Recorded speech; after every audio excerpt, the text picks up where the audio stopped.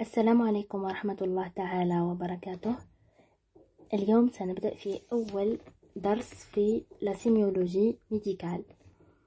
La sémiologie médicale, c'est le module le plus long, le plus chargé et le plus important de la troisième année. Ça ne veut pas dire que les autres modules ne sont pas importants, mais ce module, la sémiologie médicale, c'est la clé de cycle clinique. Donc, si vous faites votre sémiologie bien, en 4e année, 5e année, 6e année médecine, vous n'aurez pas de problème. Et même durant vos stages, vous n'aurez pas de problème avec le contact avec vos malades, ainsi que dans l'écriture des observations et des fiches de surveillance. Premièrement, on va commencer avec le premier cours de l'introduction à la sémiologie, c'est l'anamnèse. L'anamnèse en arabe, c'est sawabiq al-marid. Je vais un peu utiliser des mots en arabe durant cette vidéo parce que vous devrez vraiment savoir toute signe et toute description en français et en arabe. Vous allez faire des interrogatoires avec des malades qui parlent l'arabe. يعني المريض سيصف لك حالته السابقة، أمراضه السابقة، بماذا يحس باللغة العربية أو باللغة الدارجة. يعني أنت ستحاول ترجمة الكلمة إلى الفرنسية، يعني يجب أن تعرف مصطلحات في la sémiologie en arabe et en français. Durant vos cours, si vous ne savez pas comment dire un mot en arabe, il faut interroger l'enseignant. Sinon, quand vous rentrez à la maison, vous devrez le voir sur Google. Et durant vos stages, quand vous passez aux urgences, dans les box ou dans les box de consultation externe, vous allez voir comment le malade va décrire et comment le médecin va écrire. Comme ça, vous allez apprendre la sémiologie. La sémiologie, oui, c'est théorique, c'est 40% de la théorie, mais c'est 60%, c'est la pratique. C'est aller au stage, voir les malades, voir comment le médecin fait l'interrogatoire et écrire. Il écrit l'observation dans le dossier ou bien dans la carte de suivi. Et avec le temps, vous serez capable de faire vous-même l'interrogatoire et vous allez faire vous-même l'examen clinique. Donc aujourd'hui, on va commencer avec l'anamnèse.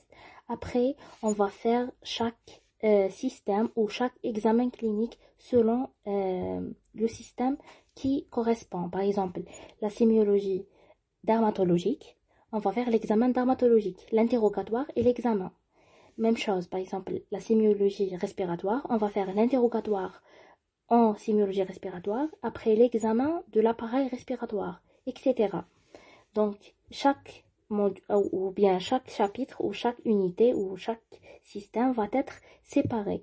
Mais quand vous allez faire un contact avec le malade ou bien il vient en consultation, le meilleur et l'idéal, c'est de faire tout l'examen clinique. Donc, tous les appareils, une anamnèse générale et l'examen appareil par appareil. Mais tant que nous, on a beaucoup de malades et les urgences sont toujours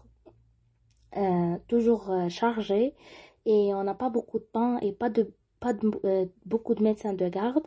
Donc, le médecin va juste faire l'examen de l'appareil que le malade vient consulter avec.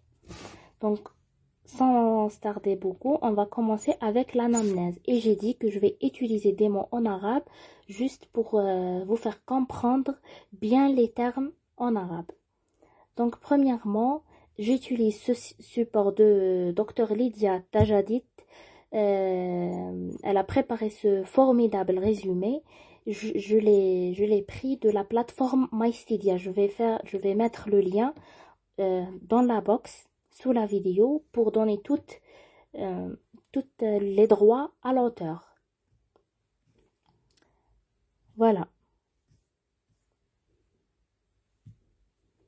Donc, les données de l'anamnèse, on va utiliser un petit stylo. Les données de l'anamnèse vont être recueillies par l'interrogatoire du malade qui est le préambule de toute l'observation clinique. Qu'est-ce que ça veut dire؟ يعني المعلومات التي سنستخرجها عن سوابق المريض ستكون عن طريق l'interrogatoire أو الأسئلة التي نطرحها يعني على المريض. C'est le préambule, c'est l'introduction à toute l'observation clinique. Donc, c'est la clé, c'est le début de l'observation clinique. Pour qu'un interrogatoire soit fructueux, il faut que certaines conditions soient remplies. يعني لكي يكون l'interrogatoire il nous donne beaucoup d'avantages, il nous donne beaucoup d'informations. Il faut 3 conditions. Donc ces conditions, premièrement, c'est la bonne relation médecin-malade. La bonne relation médecin-malade, يعني علاقة جيدة بين الطبيب والمريض. Premièrement, elle doit être courtoisie, يعني poli, باحترام, compréhension, يعني التفهم, la modestie, التواضع. De la part de médecin, il faut bien sûr bien écouter le malade. Ne pas interrompre la parole de malade, mais en même temps, ne pas laisser le malade parler en dehors de sujet. Deuxièmement, c'est écouter attentivement. L'écoute attentive du malade. Il faut lui poser des questions précises. يعني أسئلة دقيقة واضحة. يعني لا تعطي أسئلة عامة. Éviter l'influence des réponses du patient en lui suggérant. Qu'est-ce que ça veut dire? Il faut pas lui dire par exemple عندك مثلا لديك ألم يعني يأتي بعد الأكل. لا تقول له مثلا يأتي بعد الأكل. Il faut dire est-ce que la douleur quand la douleur est survenue de l'estomac par exemple, il va lui-même préciser si elle est avant les repas ou après. Si vous disiez que est-ce que la douleur elle est après le repas, peut-être le malade doit dire oui alors que non, c'est avant. Donc il faut pas influencer. لا يجب التأثير وأيضا يجب السؤال أن يكون السؤال دقيق. Le même schéma type d'interrogatoire devient automatique avec le temps. Qu'est-ce que ça veut dire? Que premièrement, vous allez prendre une petite feuille ou un carnet de stage et vous allez écrire toutes les étapes de vos examens cliniques, de l'interrogatoire, de l'examen clinique de chaque appareil, comme on a dit au début. Et après, avec le temps, vous serez capable vous-même de faire l'ordre des questions sans voir votre carnet. C'est normal, en 3e année, vous allez toujours besoin à votre carnet de stage pour voir les questions que vous allez poser. Mais une fois que vous allez toujours au stage, vous assistez toujours aux consultations et aux box des urgences, vous allez apprendre automatiquement les étapes des questions posées aux malades. On nettoie un peu l'espace et on termine. Les données de l'interrogatoire seront consignées sur une feuille d'observation qui feront partie intégrante du dossier médical du malade hospitalisé ou sur une fiche numérotée pour le malade vu en consultation externe. يعني l'anamnèse ولا l'interrogatoire اللي هو الأسئلة التي تطرح على المريض تكتب في le dossier médical أو في feuille d'observation ورقة الفحص أو dans une carte. Donc si vous n'allez pas hospitaliser le malade, يعني لن يدخل المريض إلى المستشفى, vous allez rédiger une carte médicale يعني بطاقة متابعة فقط طبية pour les malades externes يعني المرضى الخارجيين. L'interrogatoire sera mené de la manière suivante. Voilà la manière.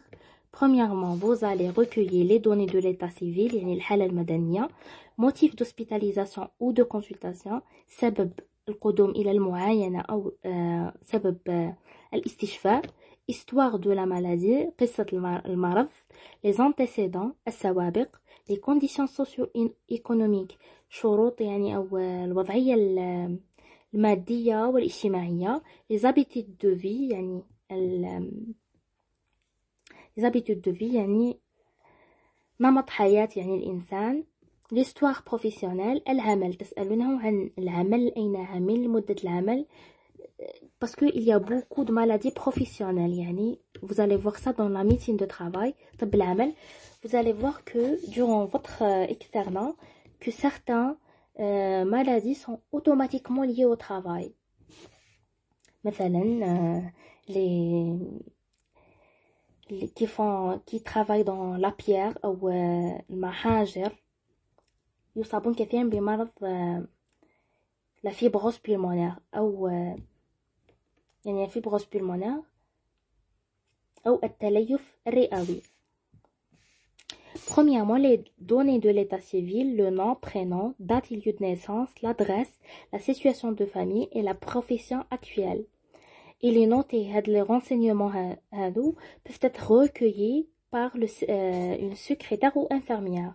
Mettons qu'à l'hôpital, ils font pas ça, il n'y a pas une secrétaire ou infirmière pour collecter ça. Le médecin lui-même, l'externe, l'interne, le résident, il doit collecter ces informations de données de l'état civil. Les données de l'état civil vont être écrites dans la première page du dossier médical ou de la carte de consultation. Motif d'hospitalisation et de consultation, il s'agit de faire préciser au malade le ou les symptômes majeurs qui l'ont amené à la consultation. يعني تسأل المريض لماذا قدم إلى المعاينة؟ ما هي الأعراض؟ les symptômes c'est symptômes majeurs c'est الأعراض البارزة يعني التي جعلت المريض يتقدم إلى المعاينة. À ce stade, il est également important lorsqu'il s'agit d'un malade hospitalisé ou vu dans une consultation spécialisée de faire préciser le médecin, le nom du médecin traitant habituel, ce qui permettra d'établir ultérieurement des relations entre ce dernier et le service hospitalier. يعني إذا قدم المريض خاصة المريض الذي يوجد في الاستشفاء أي داخل المستشفى تسألونه عن الطبيب الذي كان يتابع عنده من قبل يعني le médecin traitant habituel معتاد لكي أحيانا نحتاج إلى الاتصال بهذا الطبيب سواء كان في المستشفى أو كان في القطاع الخاص من أجل جمع بعض المعلومات لأنه أحيانا المرضى يأتون من غير لا كارت دو سويفي أو من غير لا يصفون لك مثلا بالتحديد la dose de médicaments etc. Donc en général toujours on demande le nom de médecin traitant pour lui appeler pour demander plus d'informations ou pour préciser après le traitement ambulatoire يعني عندما نقوم بإخراج المريض من المستشفى نتصل أيضا بالطبيب الذي يتابع عنده لكي يعرف ماذا فعلنا له أو ماذا يجب أن يفعل له même si on donne une carte de suivi aux malades mais en général les malades ils sont négligents.